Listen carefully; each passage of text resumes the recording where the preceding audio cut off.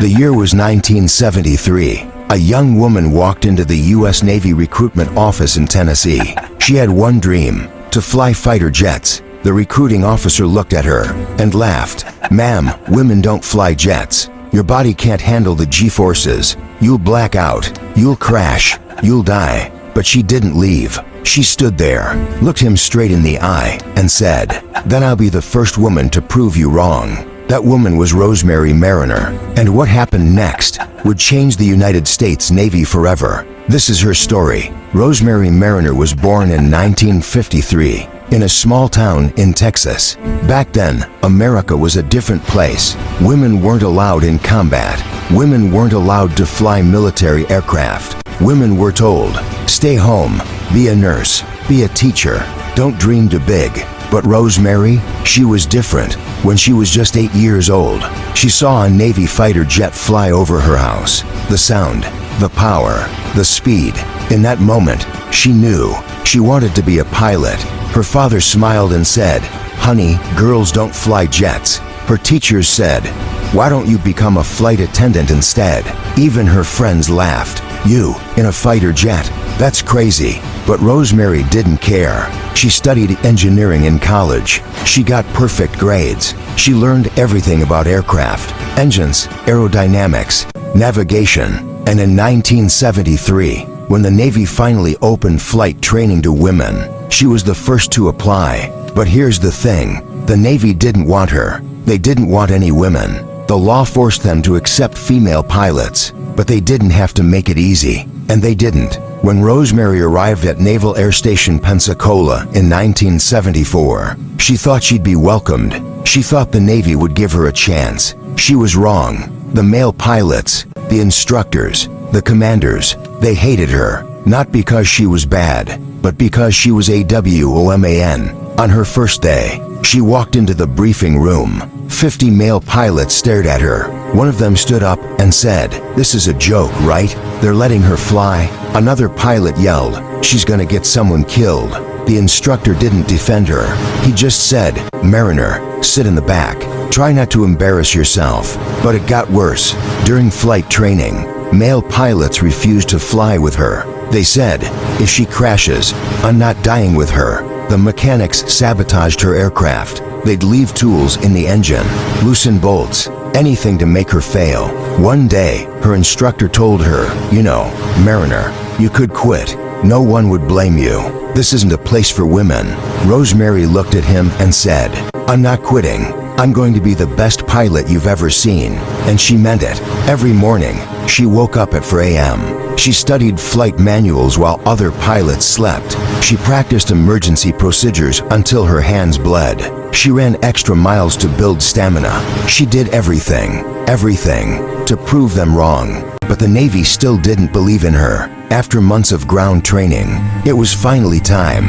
Rosemary's first solo flight. This was it. The moment that would decide her future. If she succeeded, she'd become the first female Navy jet pilot. If she failed, every woman after her would be denied the chance. The pressure was unbearable. The morning of her flight, a senior officer pulled her aside.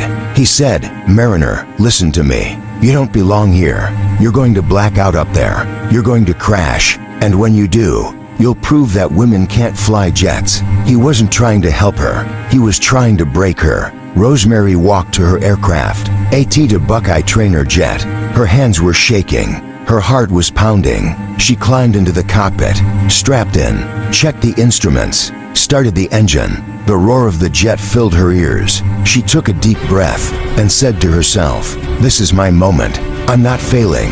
She taxied to the runway, got clearance from the tower, and then she pushed the throttle forward.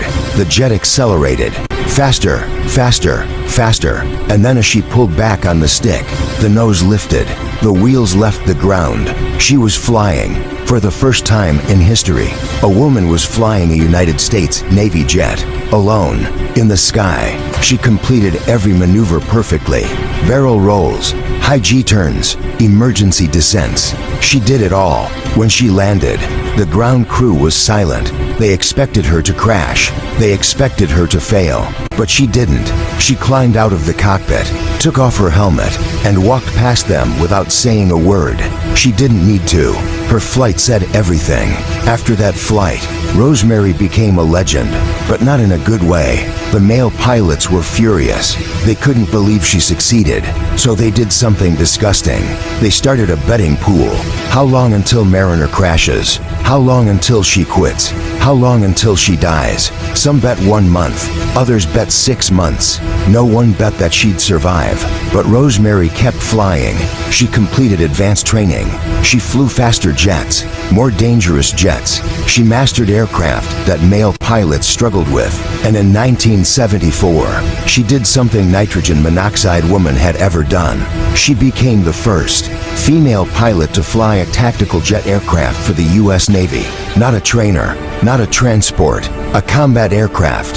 The Navy was shocked. The media called her a hero. But inside the Navy, they still hated her. One day, she was assigned to fly a mission with a male pilot. They were supposed to practice aerial combat maneuvers, but when they got in the air, he tried to kill her. He dove at her aircraft, trying to force her into a stall. He locked onto her tail and refused to disengage. Rosemary had to perform an emergency evasive maneuver, pulling 7 Gs, almost blacking out. When they landed, she reported him. The Navy did nothing. They said, "Boys will be boys. It's just training." Rosemary realized something that day. The Navy didn't just want her to fail. They wanted her gone. For the next 24 years, Rosemary fought, not just in the cockpit, but in Congress, in courts, in military boardrooms. Because even though she was a qualified pilot, the Navy still wouldn't let women fly in combat. They said, "Women are too emotional. They'll panic under fire. They'll get captured and tortured.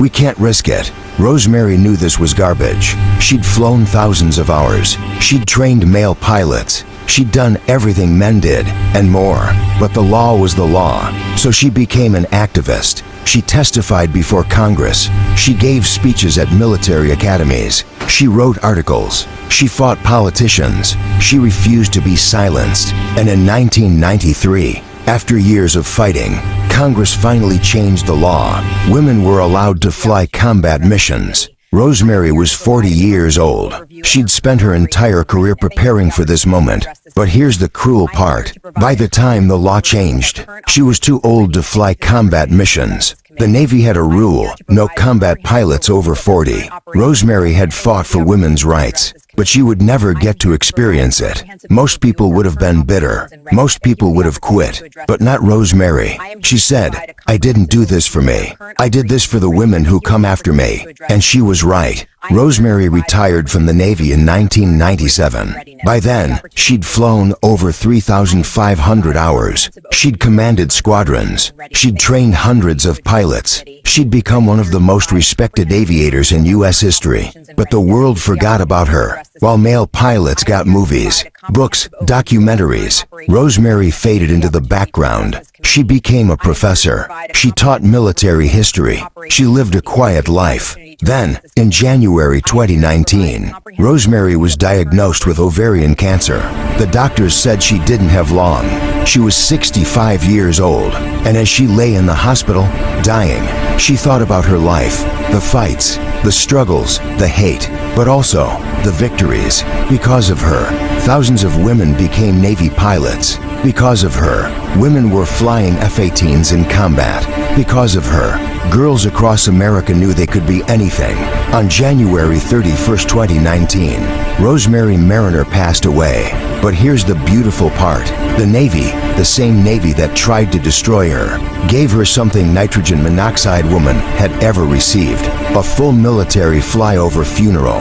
Fighter jets flew over her casket. Pilots saluted her. Commanders honored her. And as those jets roared through the sky, everyone remembered. The woman they said would crash became a legend. The woman they said would fail changed history. The woman they said didn't belong proved she was exactly where she needed to be. Rosemary Mariner never got the fame she deserved. She never got a movie. She never got a Medal of Honor. But she got something better. She got to see women fly. She got to see barriers broken. She got to see a future where little girls could look up at the sky and say, "I want to be a pilot," and no one would laugh. Today, over 1,000 women serve as Navy pilots. They fly F-35s, F-18s, helicopters, transport planes. They command squadrons. They lead missions. They defend America. And every single one of them owes their career to Rosemary Mariner. So here's the question. What barrier are you going to break? What dream are people telling you is impossible? Because if Rosemary taught us anything, it's this. The world will try to stop you. People will doubt you.